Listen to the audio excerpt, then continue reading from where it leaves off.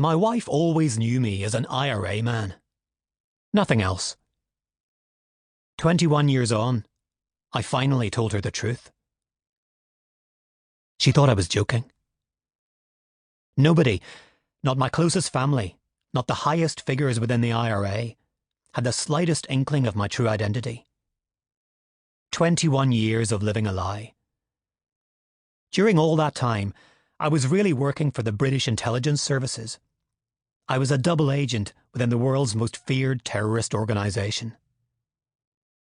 I'm not a grass. I'm not someone who crossed over to the other side to save my own skin. I was a British soldier, actively recruited by British military intelligence for the specific task of infiltrating the IRA and working my way up within the organisation, which is exactly what I did. Such was my efficiency as an IRA man, I was eventually promoted to the Nutting Squad, the terrorist organisation's feared internal security unit charged with rooting out and killing informants. Some say that my promotion was testament to my steely nerve and to the skill of my handlers who delighted in the rich irony of this role.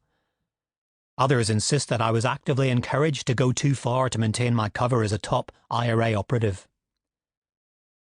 They say that, in the interests of keeping me on side with IRA chiefs, I was allowed to carry out morally reprehensible acts against my own people.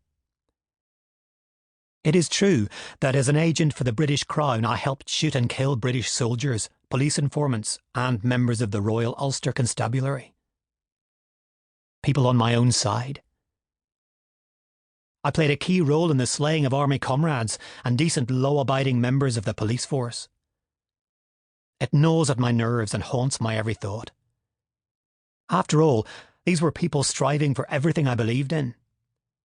A night will never pass without stabbings of guilt, without my brain being pulled under by great waves of confusion and doubt.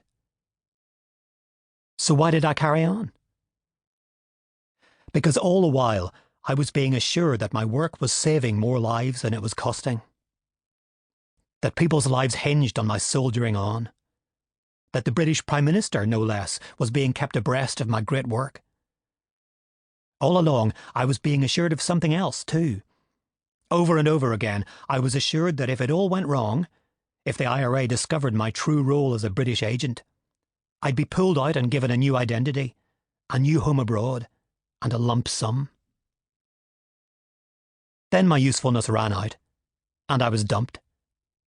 Sacrificed. After dedicating my life to British intelligence, they tried to get me whacked. When that didn't happen, I was abandoned. No new identity, no new home abroad, no lump sum. I was left to fend for myself. I now live life on the run, under a death threat from the IRA. Needless to say, I can't go back to Northern Ireland where my wife and family still live. To this day, British intelligence agencies refuse to acknowledge the full extent of my role in the dirty war. In truth, they'd like me dead. I'm a nuisance. Along the way, I've also earned the wrath of the RUC and leading dissident IRA terrorists.